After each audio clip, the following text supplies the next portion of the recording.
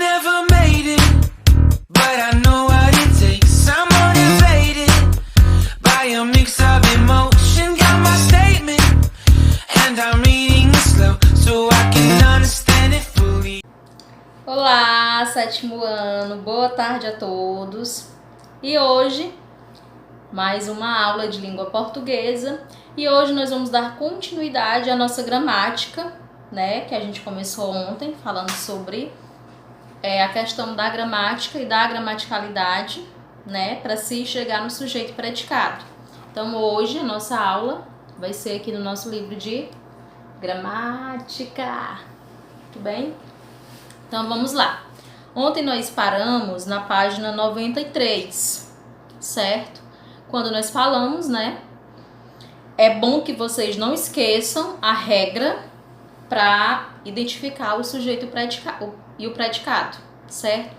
Centralizou o verbo, lado A, sujeito, lado B, predicado. Professor, eu sempre vou utilizar essa regra. Notoriamente, se você utilizar, você vai com certeza encontrar. Mas como que eu faço para me saber quem é o sujeito da oração, certo? É quem pratica a ação verbal. Quando eu digo, Paulo caiu jogando bola. Vontade de espirrar. Passou. Então, Paulo caiu jogando bola. Então, quem caiu jogando bola? Foi Paulo. Então, Paulo, quem praticou a ação verbal de cair. Então, Paulo é o sujeito. Paulo caiu jogando bola. Caiu vai ser o nosso verbo. E o restante vai ser o predicado. Olha só, essa mesma coisa que se vocês fizerem, vocês centralizam o verbo, procura quem é o lado A e o lado B. Olha como fica fácil. Centralizei, caiu, lado A, Paulo, vai ser o sujeito. Jogando bola, vai ser o nosso predicado, certo? Então, mesmo que vocês encontrem o sujeito, mesmo sem fazer a regrinha, o esquema, mas depois vocês vão observar que o lado A e o lado B vai existir, e vai existir centralizado o verbo, certo? Porque a língua, nós utilizamos regras, mesmo que a gente não perceba dentro do nosso dia a dia, mas a gente sempre está utilizando regras gramaticais, certo? Nós somos falantes da língua portuguesa, nós aprendemos a falar desde que nós somos gentes. A gente aprende primeiro em casa, depois a gente vai para a escola e assim por diante. Então, nós somos falantes natos. A gente nasceu aqui, a gente fala desde que começamos a falar, certo? Então, não tem como uma pessoa falar sem se utilizar das regras gramaticais, mesmo que ela não perceba, que ela não saiba, certo? Então, vamos lá. Sujeito e predicado, página 93. Abram os livros de vocês de gramática, certo? Hoje, vamos lá. Você percebeu que todos os termos que ocupam o lugar A nas estruturas que vimos acima determinam a flexão do verbo? Esse termo é o que chamamos de sujeito. O que é o sujeito? Sujeito é o termo da oração que determina a flexão do verbo. É quem vai praticar a ação que o verbo vai sofrer, certo? Vamos lá, nós temos aí uma tirinha de Serafim para a gente falar sobre o sujeito e o predicado. Pedro não conseguiu entender o que é sujeito e o que é predicado. É fácil, Serafim. Sujeito é o ser que pratica a ação. Aí, segundo quadrinho. A campainha está tocando. Qual é o sujeito? Alguém que tocou a campainha, ora. Pois é, mas a professora Norma acha que é a campainha mesmo. E aí, vocês? Quem é o sujeito desta oração? Por muito tempo, o sujeito foi entendido como um ser que pratica a ação expressa pelo verbo. Entretanto, uma oração como a campainha está tocando e os exemplos que vimos como verbo adorar contradizem essa definição, pois em nenhuma dessas frases o verbo expressa ação. Vamos lá. Você se lembra de quando estudamos as desinências verbais? Lembram aí o que é a desinência verbal? Procure o que é radical, vogal temática, alguns têm, e depois é a desinência verbal, ok? Que vai nos indicar o quê? Modo, tempo, que mais? Número e pessoa, certo? No capítulo 2, nós vimos que os verbos sofrem variações para se adaptar à pessoa gramatical que acompanha. Percebam que vocês estudaram em aulas anteriores a conjugação dos verbos regulares e irregulares. Eu até pedi que vocês fizessem essas conjugações para vocês verem, né, as variações que o verbo sofre. Então vamos analisar o período que deixou Serafim em dúvida. A campainha está tocando. Nós temos lá está, verbo centralizado, lado A e o lado B. Aí nós temos a terceira pessoa do singular. Podemos reestruturar esse exemplo, certo? Como é que a gente vai reestruturar? Observem no livro de vocês na página 94, no livro de gramática. Nós temos a campainha está tocando. Ela, que é a campainha, sujeito está, verbo, tocando. Percebam o nosso esquema mais uma vez. Centralizado verbo, lado A, lado B. Lado A, sujeito, lado B, predicado. A campainha ela não é gente. Mas quando nos referimos à campainha, ela, terceira pessoa do singular. Certo? Então, a dúvida de Serafim pode ser que venha a ser a dúvida de alguém. Então, quando se fala, quando um objeto, no caso aqui a campainha, a gente utiliza a desinência verbal para saber qual é a pessoa do discurso.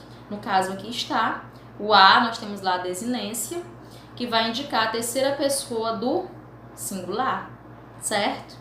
Olha como é simples, é fácil. Então dá para vocês também praticarem e encontrarem quem é, né, a pessoa do discurso, o sujeito. Nesse período, observamos que o verbo foi flexionado na terceira pessoa do singular, ela, para concordar com o termo que acompanha a campainha, que é o seu sujeito. Assim, em outras palavras, dizemos que, bem para reforçar o que é sujeito, é o termo que está em relação de concordância com o verbo. Então, mesmo que esse sujeito ele não seja uma pessoa, no caso aqui a campainha, a gente procura quem é a pessoa do discurso, certo? Então, ele vai ter uma relação de concordância com o verbo. Então, não é à toa que o verbo está, vamos dizer assim, ele se flexiona para acompanhar dentro da frase o sujeito, certo? No próximo capítulo, vamos estudar com mais detalhes a relação de concordância entre o sujeito e o verbo, certo? E aqui na frente nós temos o que a gente viu lá no finalzinho do nosso livro de português. Alguns termos podem ocupar a função de sujeito. Lembra quando nós falamos lá sobre o numeral, o pronome, a oração, certo? Nós temos aqui alguns exemplos também para reforçar o conhecimento e o entendimento de vocês. Substantivo ou expressão substantiva. Égua e jumento são espécies diferentes. O cruzamento de uma égua com um jumento gera uma mula. Percebam aí a oração substantivada, no caso aqui, o substantivo ou expressão substantiva. Égua e jumento, eles são espécies diferentes. Olha como a gente fez lá na campainha, certo? São, então eles, o verbo ele sempre vai se flexionar e indicar a pessoa do discurso. Lembram lá da desinência verbal, certo? O cruzamento de uma égua e um jumento gera uma mula, certo? Então aqui foi a expressão substantiva. Pronomes substantivos. Quando nós utilizamos os pronomes, mas esse pronome ele tem a função de substantivo de sujeito, na verdade, dentro da oração. Eles são espécies diferentes, que é o que aconteceu lá. Eles, né, são espécies diferentes. Isso gera uma mula. Numerais. 3 chegaram cedo, 10 é muito. Quando vocês observarem esses exemplos, centralizem o verbo, aqui ó, no meinho, lado A, lado B, ok? Oração. Quem vive no campo tem mais qualidade de vida. Lembra o que é oração? Quando nós temos uma estrutura de palavras, mas nós temos um verbo, certo? Os alunos que alcançaram a média estão aprovados. Por que é oração? Porque toda aquela estrutura de palavras ali nós temos um verbo em torno dessas palavras. Oração simples, um verbo, oração composta, 2 ou mais verbos. Nunca esqueçam disso, tá? Vamos lá, verbo. Esse verbo, fumar, ele tem a terminação R. Ele pertence a qual? A qual caminhar, nós temos dois exemplos, né?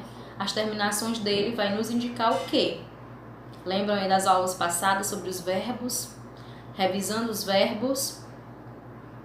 E aí? Ele é o que dentro dessa frase?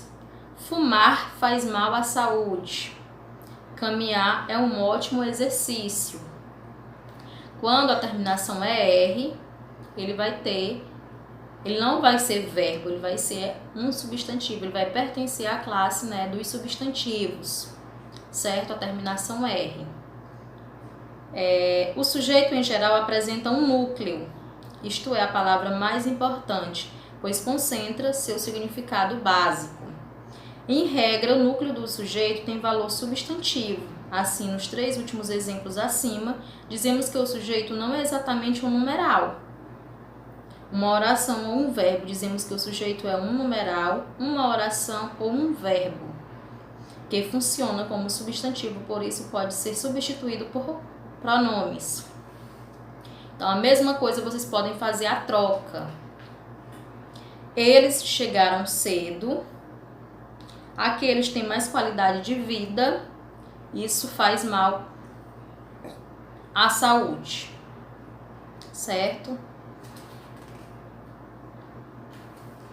E lembrando aqui do verbo, terminação R é o infinitivo. Se fosse gerúndio, o NDO, e se fosse o particípio, DO, certo? Então não esqueçam dessas terminações, que também é muito importante. Aí vamos lá. Sobre o núcleo do sujeito, eu não vou falar hoje. Nós vamos parar aqui, que foi até a nossa aula, né, de língua portuguesa, certo? Para vocês só praticarem, eu quero que vocês façam a atividade da página 101 de gramática.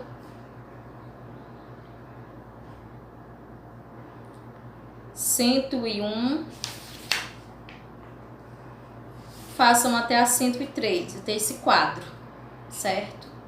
Dá para fazer até aqui, certo? Então, a nossa aula de hoje é isso. Espero que tenham aprendido. Lembrem-se que a gente ainda vai falar sobre o núcleo do sujeito, certo?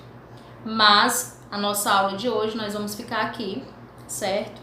E para vocês praticarem o que vocês aprenderam, vocês vão fazer a atividade da página 101 do livro de gramática até a página 103, certo? Bons estudos, uma ótima tarde a todos. Tchau, tchau. Beijos.